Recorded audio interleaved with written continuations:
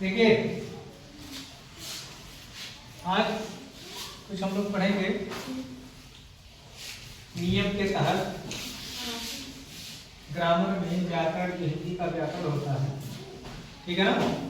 हिंदी के व्याकरण में ये चीजें आती हैं और इसको समझना बहुत जरूरी है। आप लोगों ने वर्णमाला को पढ़ा है? हैं? सभी लोगों ने वर्णमाला पढ़ा है। वर्ण को भी बताएं क्या है, वर्णमाला क्या है, इसको भी हम बता चुके हैं। काका कहा सब लोग पढ़े ना? यहाँ हम लिख भी दिए हैं।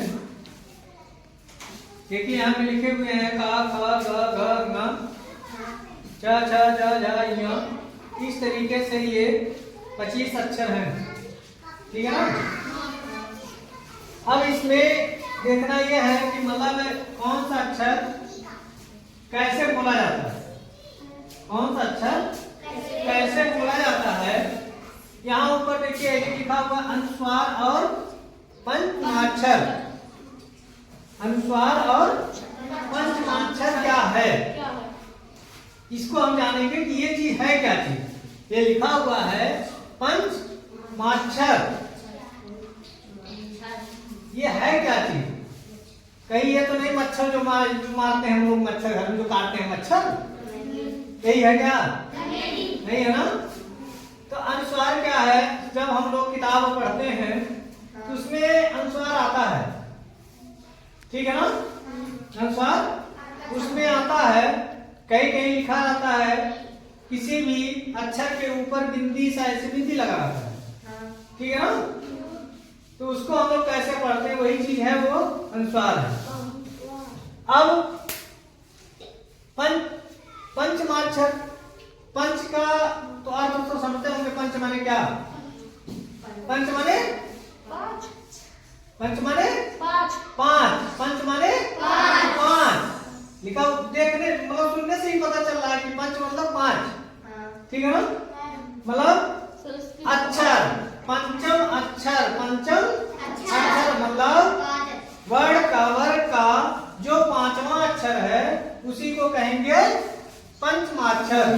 क्या कहेंगे? पांचवा अक्षर है वो। देखिए जैसे इसमें लिखा हुआ ये एक हो गया, दो हो गया, तीन हो गया, चार और ये पांच।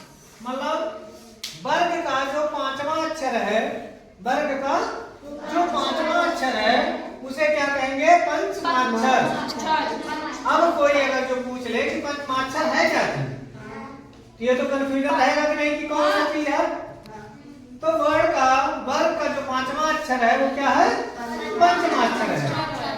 मतलब पांचवा अक्षर जो है पंचमाक्षर हो गया। इसका मतलब इन सभी वर्ग का जो ये पांचवा अक्षर है ये सब क्या है? पंचमाक्षर है, ठीक है ना। इसको कैसे बोला जाता है, क्या करते हैं, अभी हम बताएंगे उसको। और ये जो हम लिखे हैं का ख ग घ ङ च छ ज झ ञ ट ठ ड ढ ढ त थ द ध न प फ ब भ म, ठीक। ये इसको वर्गों में बांटा गया, इसको वर्ग में बांटा गया है। तो इसको जैसे यहाँ पे लिखे हुए ऐसे ऐसे वर्ग बना होता है, ऐसे ऐसे वर्ग बना होता है। तो ये वर्ग में बटा हुआ है। अब कौन सा किस वर्ग में आता है, देखिए ये पहला लाइन जो काका काका है ये का वर्ग हो गया, दूसरा चा वर्ग हो गया, तीसरा टा वर्ग हो गया, फिर ता वर्ग हो गया, पा वर्ग हो गया। ये सब क्या है? ये वर्ग है, ठीक है ना। अब ये सब चीजें जब हम लोग पढ़ते हैं, यही उच्चारण मतलब सही तरीका होता है कि मतलब कैसे किया जाता है, इसका उच्चारण किस तरीके से किया जाता है। उच्चारण इसका सही होना चाहिए, उच्चारण इसका सही होना चाहिए कि कौन सा अक्षर किस कैसे बोला जाता है, कौन सा अक्षर कैसे। हम छोटा छोटा ये जो पहली लाइन है इसका उच्चारण हम किससे निकालते हैं? इसका उच्चारण क्या लिखा हुआ है? कंठ।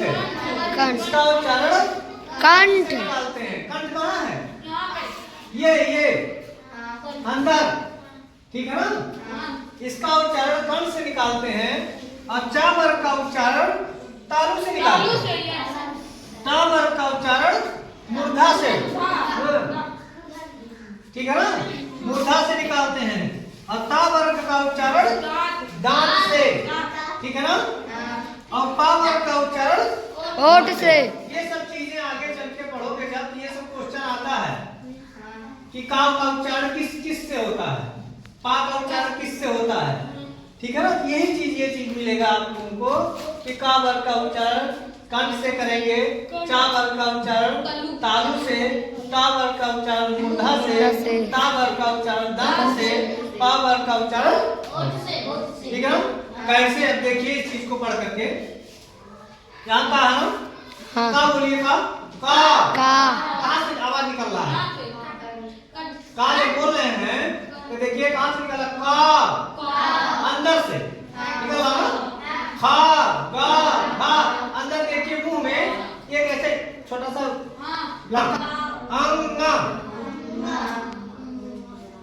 अंग, ये पंचाम अक्षर जो है इसका उच्चारण किससे होता है? दो चीजों से आता है, मुख से और नाक से। अंगा बोलो, अंगा, नाक से आ रहा है, नाक से भी निकल रहा, मुख से भी निकल रहा। का बोलो, नाक से निकलेगा, का नाक से निकल रहा है। अंगा, मतलब मुंह से भी निकल हो रहा है और नाक से भी। तो ये जो है पंचाक्षर, ये नाक से भी, दोनों से मिलता है, नाक से और मुंह से, दोनों से। इसी तरीके से चा, क्या बोलो, चा, कहाँ से आ रहा है? ये जीव देखो, जीव कहाँ टच कर रहा है, जीव कहाँ टच कर रहा है? चा, छा, या, झा, ऐसे जाकर टच हो जा रहा है। और दांत का कहाँ है? दांत, ता, था, दा, जीभ कहाँ जा रहा है? जीभ को देखो, दांत और ये होठ, दोनों होठों से इसका बोलो, पा, दोनों होठ मिला करता है, दोनों टक मिल रहा ना, ये होठ से इसका उच्चारण निकलता है, ठीक। अब यहाँ पे इसका परिभाषा क्या है? अनुस्वार, अनुस्वार के बाद जिस वर्ग का वर्ण, अनुस्वार के बाद जिस वर्ग का वर्ण आता है, अनुस्वार उसी वर्ग के पंचमाक्षर में बदल जाता है। समझ में आया कुछ?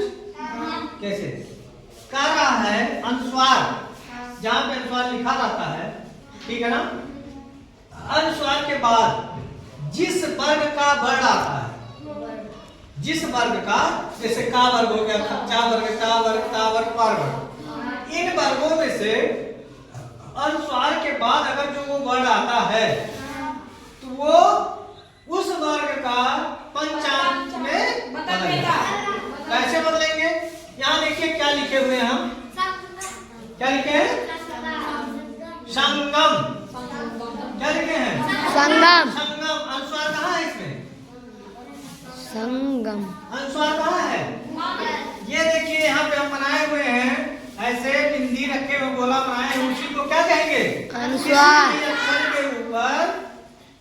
किसी भी अक्षर के ऊपर अगर जो बिंदी लगा, गोला लगा हुआ तो क्या है? अनुस्वार। संगम। अब कह रहा है, देखिए ये अनुस्वार है, ठीक। इस अनुस्वार के बाद ये कौन सा अक्षर पढ़ रहा है? कौन सा है? गा, गा वर्ड आ रहा है ना। अनुस्वार के के बाद जिस वर्ग का वर्ण आता है, मतलब अनुस्वार के बाद आया गा। अब गा देखिए इसमें कहाँ आता है? का वर्ग में, इसमें आया है का वर्ग में आया है। तो कह रहा है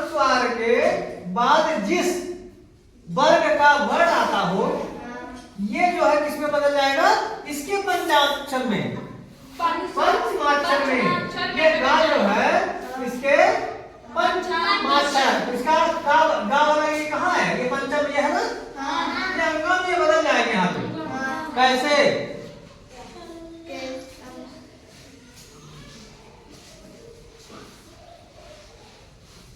हाँ,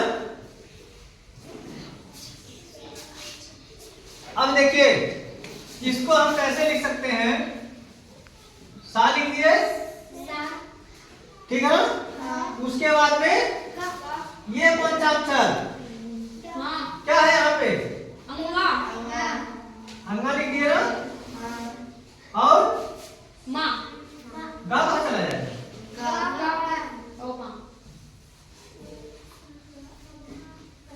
इसको हम इस तरीके से लिख सकते हैं, लेकिन ये पंचाक्षर जो है वो आधा ही रहेगा, वो आधा करने के लिए यहाँ पे हलंत लगा देंगे। अब ये और ये दोनों चीज सेम हो गए। इसी तरह संचय, संचय में सा लिख दिए, ठीक। अब सा के बाद चा, चा वर्ग कहाँ है, चाहिए है, चा वर्ग में चा वर्ग में मिला, इसका पंचाक्षर इया, तो आधा इया, उसके बाद में चा और या। अब ये क्या हो गया, संचय, झंडा, झा लिख दिए, हाँ, डा किस वर्ग में है, डा इसमें है ना, डा का ये पंचाक्षर हो गया, इसका आधा,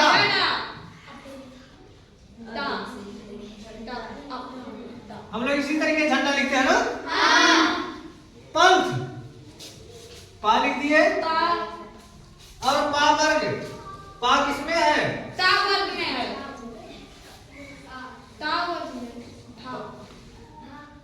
नहीं भाई, पा के, हाँ, पा के बाद था किसमें है, था वर्ग में है, ता का पांचवा अक्षर ये ना है, आधा ना हो गया, था हो गया,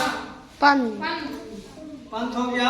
अंबर, आ लिख दिए, इसको बताइए आप लोग।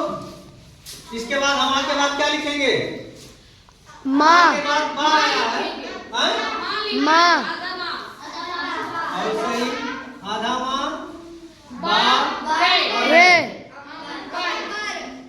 ठीक है ना, हाँ? देखिए हम लोग जब डेट डालते हैं यहाँ पे, तो ऐसे लिखा जाता है ना, हाँ, ऐसे लिख दिए, लेकिन इसका और भी तरीका है, हाँ? कैसे,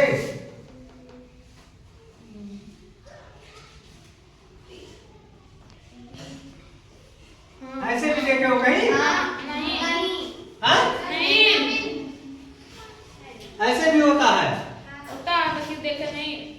बहुत कम लोग लिखते हैं, पहले के लोग लिखते थे, पहले के लोग इसी तरीके से लिखते थे, ठीक है ना, पंचाक्षर का जो मतलब जोड़ करके लिखते थे, ठीक।